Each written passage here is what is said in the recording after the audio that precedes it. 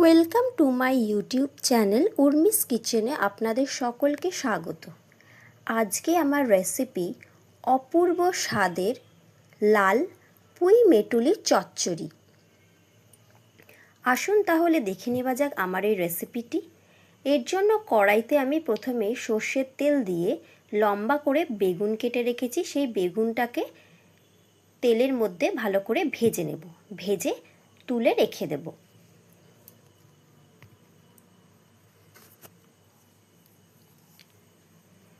এরপরে আমি চিংড়ি মাছ নিয়ে নিয়েছি। চিংড়ি মাছ ছাড়িয়ে নুন হলুদ মাখিয়ে রেখে দিয়েছি। কড়াইতে অল্প তেল দিয়ে এই চিংড়ি মাছটাকে আমি হালকাভাবে নেড়ে নেব, হালকা ভেজে তুলে রেখে দেব, খুব বেশি ভাজবো না।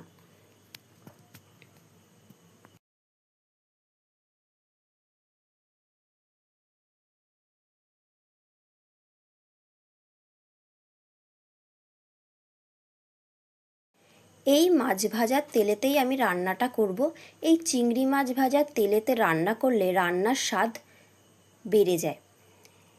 এর জন্য আমি ফোড়ন হিসেবে কাঁচা লঙ্কা চিড়ে দিয়ে দিয়েছি আর কালো জিরে ফোড়ন দিয়ে দিচ্ছি। ফোড়ন হয়ে গেলে এর মধ্যে 1 চামচ আদা বাটা দিয়ে দিলাম।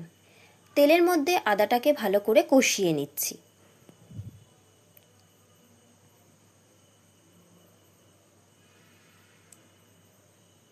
আগে থেকে লম্বা করে আলু কেটে রেখেছি। এবার এই আলুটা এই তেলের মধ্যে দিয়ে হালকাভাবে ভেজে তুলে রেখে দেব।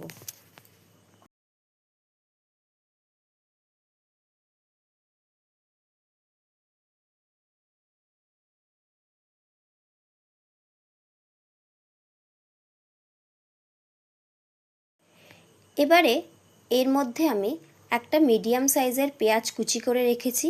সেই পেঁয়াজ কুচি আর করে এটাকে কষিয়ে নেব। তেলটা কমে গেছে, আমি আরেকটু তেল দিয়ে দেব, দিয়ে ভালো করে রসুন আর পেঁয়াজটাকে ভেজে নিচ্ছি।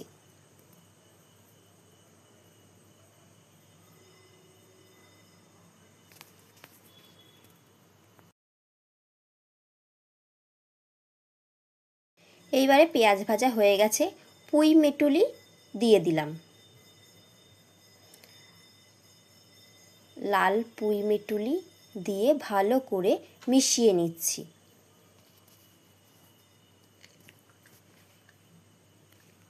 একটা গোটা টমেটো 4 ফালি করে দিয়ে দিলাম।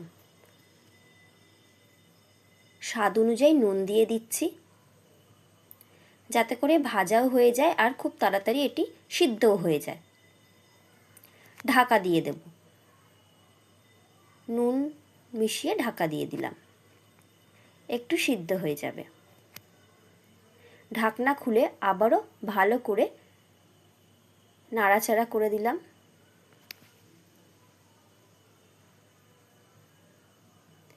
আমি 1 চামচ রসুন বাটা দিয়ে দিলাম। এই রসুন বাটাটা এই তেলের মধ্যে একটু কষিয়ে নিচ্ছি। কষিয়ে নিয়ে ভালো করে মিশিয়ে নিলাম।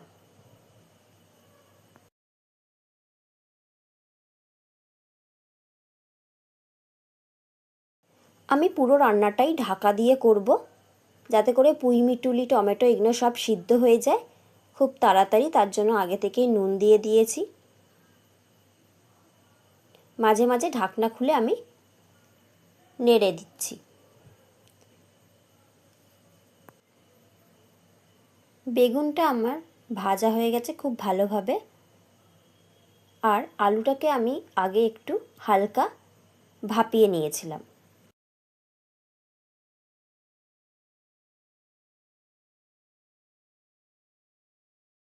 টমেটোটা সিদ্ধ হয়ে গেছে, তাই টমেটোটা স্ম্যাশ করে দিচ্ছি খুন্তি দিয়েই।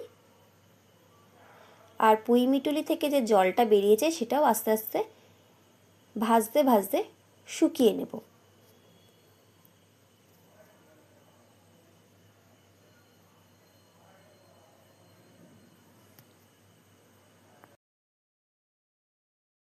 আমার মিটুলি প্রায় রান্না হয়ে গেছে, অনেকটা কমে গেছে।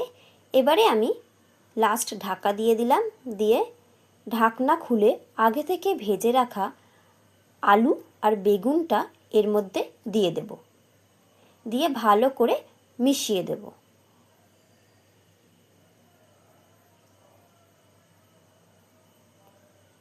স্বাদ অনুযায়ী চিনি দিয়ে দিলাম আর আগে থেকে ভেজে রাখা চিংড়ি মাছটাও দিয়ে দিলাম, দিয়ে এবারে সব উপকরণ ভালো করে মিশিয়ে নেব। মিশিয়ে একটু অপেক্ষা করব। চিনি দিয়েছি, চিনিটা গলে যাবে, গললে আর একটু রসা রসা হবে, ওই রসটাকে শুকনো করে নিতে হবে।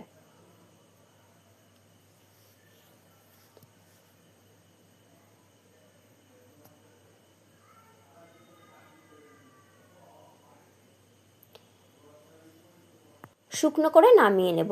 হয়ে গেল আজকের আমার রেসিপি লাল পুঁই মিটুলির চচ্চড়ি। অপূর্ব স্বাদের হয় এটি।